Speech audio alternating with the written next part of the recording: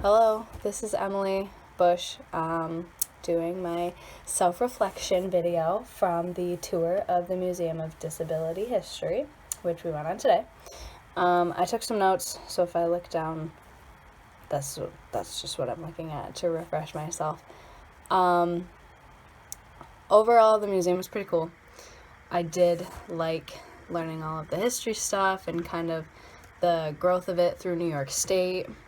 We looked at some stuff in pop culture, and then we ended on the sports display.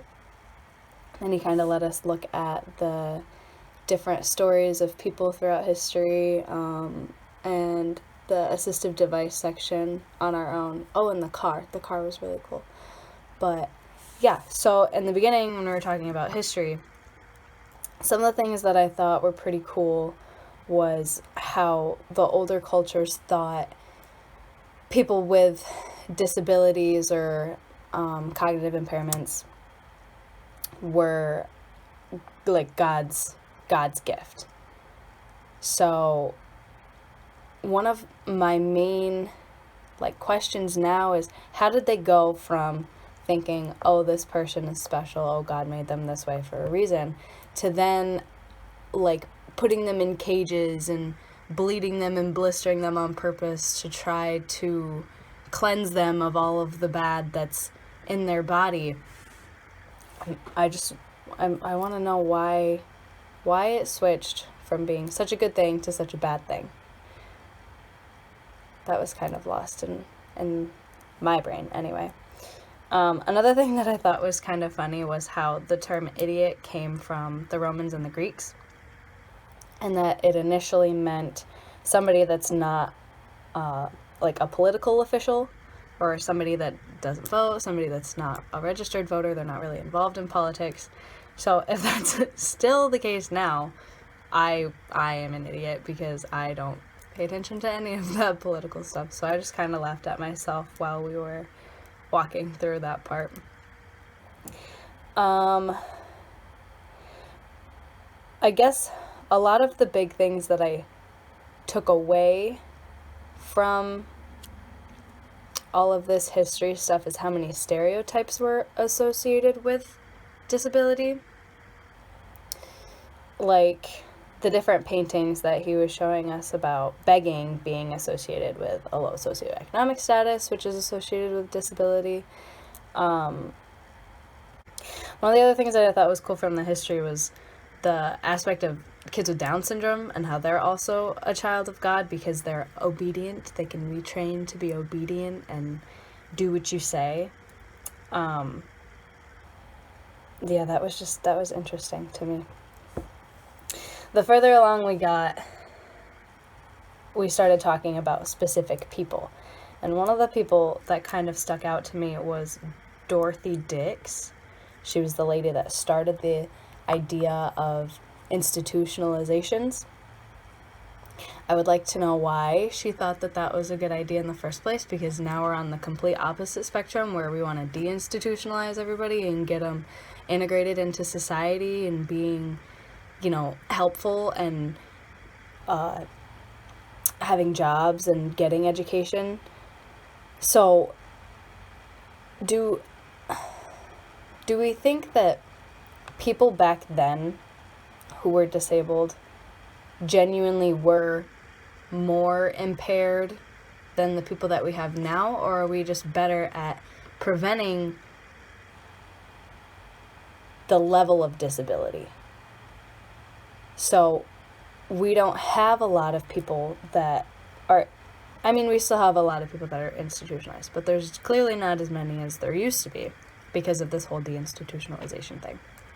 But is it because we've been acting sooner? Do we think it's an evolutionary type of thing where they're not as disabled as they could have been in the past? I'm just curious. I don't really know. But that was another thought process that struck up in my little brain. Then we talked about, again, the specific places within New York State that started the different institutions. So I thought it was cool that the first one was in Syracuse, but I also thought it was interesting that they only took people that they thought would be improvable. So not everybody was good enough to be in the institution, but then, like, where did they send them? They didn't send them anywhere. They just kept putting them in cages and trying to bleed them. I don't know. And then I thought it was cool that the first place that took the unteachable idiots was in Rome. So at least they moved on from, oh, we're only going to take the certain sample of the whole population of these people to put in an institution to then try to make them better. We're going to think about everybody and put them in this institution. That was cool. Then I guess the last part of it that really provoked some thought for me was the pop culture section, and how people in movies or like TV shows that are disabled, weren't disabled in my brain.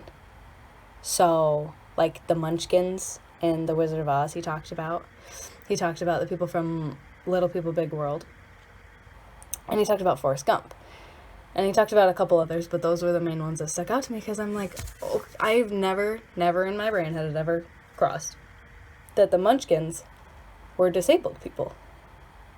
Like, they're just the Munchkins. The same thing with the Little People Big World. Like, I know that they are little people, but it never, like, I didn't consider them to be disabled in my brain. I don't know if I should have been the whole time, or if it was a good thing that I was just thinking of them as people and not disabled. But then the same thing goes for Forrest Gump. You know, everybody loves Forrest Gump, regardless of, yeah, he might be a little slow, or like he's just funny because he's really literal and everybody that he's talking to thinks that he's crazy and that the story that he's saying is made up. But I was never like, oh, he's a disabled dude. Like, and no, probably nobody does, you know, because that's the whole point of pop culture, is if it wasn't popular, people didn't like it a lot, they wouldn't watch it. So if it's like promoting the fact that, oh, this is a disabled person that was doing all of these funny and cool things, then it probably wouldn't have gotten as big as it did, right? So yeah, I guess the main thing that I took away to then put into like my patient care skills and strategies is to continue, I guess, not being ignorant, but being neutral to the patients that are diagnosed with disabilities, because the whole point of this class is to realize that yes, they have a disability, but no, we're not supposed to be too overbearing about it. You're supposed to still treat them as a whole, treat them as a person, do what you gotta do to make them better, regardless of socioeconomic status, cognitive abilities, all of that stuff. You're supposed to just treat them like people, which is what I plan to do. So overall, good experience. I would recommend more people to go because it was pretty cool.